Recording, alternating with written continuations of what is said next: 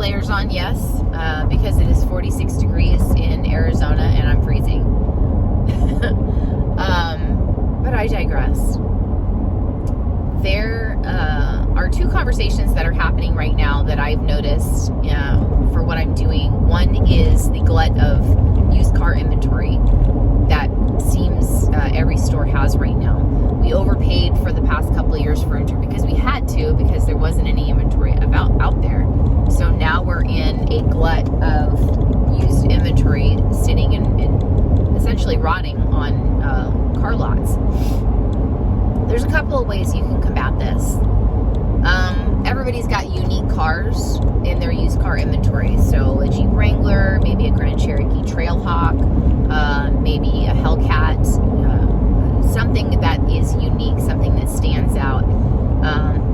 Even a Versa right now would stand out on a used car lot, right? But on those ones that are unique, that do stand out, even the Versas, because those are really hard to come by, and with gas prices jumping like they did, that's something that people were looking for. So in addition to, you can adjust your spend on your used inventory. You can increase your split, to favor your used car inventory, and those are things that people are pretty well aware of. But what I'm seeing even more so, that just there's two things that are just really, I don't see them working, but I see car dealers using them a lot. One is to not price their vehicles on their website, which is just utter stupidity to me. If you go on Amazon, if you go on anything from as cheap as the cheapest item is on Amazon to Redfin, where you buy homes, there's pricing on there. And there's pricing on there for a reason. The only thing you succeed in doing by not putting your price on your cars is removing yourself from the consideration set. And I've said this before a bunch of times, but I still see dealers doing that, thinking that's the play. It's just stupid. It's not good business. It's not a good long-term game plan. And if you plan on playing the long game with your dealership, I would highly advise you to put back and keep prices on your website. Number two, instead of just hitting the easy button on your social media posts, which by that I mean using your feed on your social media to post inventory for sale, which doesn't work, I would highly suggest you shoot short, maybe 3 to 5 minutes at the most, videos on the vehicles you do have in stock in your used car inventory. Pick out the unique ones. So if you have a Trailhawk version of a Jeep Grand Cherokee, if you have a Hellcat version of a Charger, if you have a Versa right now, or a Civic, those are pretty hard to come by. So that would be also something that would be unique. The way that you're doing these videos is not so much as a sales pitch. So that's the one thing I want to caution against, is you really don't want to come across in that way that you're, hey, this is a cool car, come buy it. Look, check out all these great features. So there's certain people that do this, but they do it with a gimmick, I guess, or a strategy. I guess that's a better word, a strategy. I always talk about Mopar Brody on TikTok. He does a fantastic job of talking about cars, well, basically making fun of himself. I think that's hysterical. And this kid has millions of followers for a reason. It's a rural Indiana dealership, and he's getting a lot of eyes on what he does because it's funny, it's engaging. People, like it short and sweet. He still talks about a car, but he's making a joke too. And you typically making fun of himself. Community events do really well. Local culture inside your store, things like that.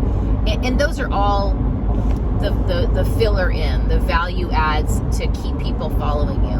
But every once in a while you can pepper in a video with a vehicle and not make it about so much the vehicle as the fact that you are the subject matter expert on that particular vehicle or brand. I'll give you an example. So I've talked a lot before about subject matter expert videos. So doing a video, setting a radio station, how to get to the trip computer in the fancy new screens that everybody has, and reset your trip computer. Dropping the tire on a Nissan Pathfinder, the spare tire. How to take a tire out and put a tire back in without breaking, a finger or ripping your fingernails off. Things like that. There's different little specialty features that a lot of cars have that don't get explained to them fully, or it's a used car and they don't get explained to them at all. It would definitely be in your best interest if you went out and picked a car that had maybe a lot of features and explain one, or explain a system and how it works, like a safety system. A lot of cars have that front impact, or not front impact, like a pedestrian warning system, things like that. Especially newer cars, this is becoming required, right? So how does that work? Explain how that works. Explain how that keeps people safe. How about the little lines on the backup camera? Is there a certain number of feet?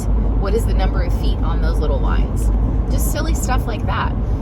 And you'd be surprised how many people are looking for those answers on Google, on YouTube, and they're looking for videos. So by you placing content that speaks to those things as a subject matter expert, that's a branding play. That's a long game. So to the people who just slap a frame on their Facebook feed, on their posts with, hey, this car's on sale, which, come get this car with our all month Black Friday.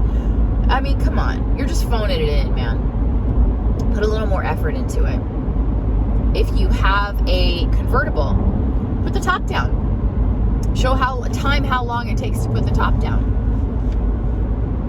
Just different little silly things like that. I mean, it makes a world of difference when the customers are shopping and you've already planted that seed in their head of you are the subject matter expert on a Pathfinder, or on a Tacoma, or on an F-150. If you've already planted that seed in their head that you are the subject matter expert because you know all about that F-150, guess who they're going to probably look back at when they're looking to buy an F-150? Well, I saw this ton of video by this chick over in this Ford store. I think I'm going to go seek her out.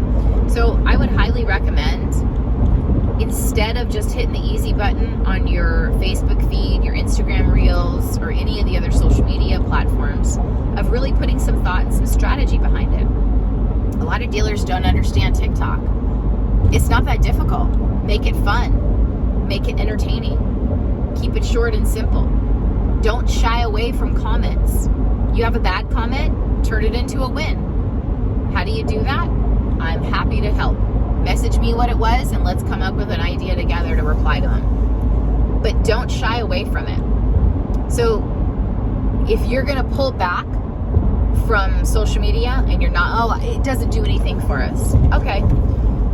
Just keep in mind, it's doing something for your competition, and they're taking advantage of the fact that you're not in that space. And whether or not you are in that space, you're in that space. It's like thinking I don't have any reviews online, or I don't have any trace of my personal information online. That's just not realistic. If you own anything in this country, your information will be searchable in any internet window. So get into social, make it about being a subject matter expert, make it fun, and happy selling. Enjoy.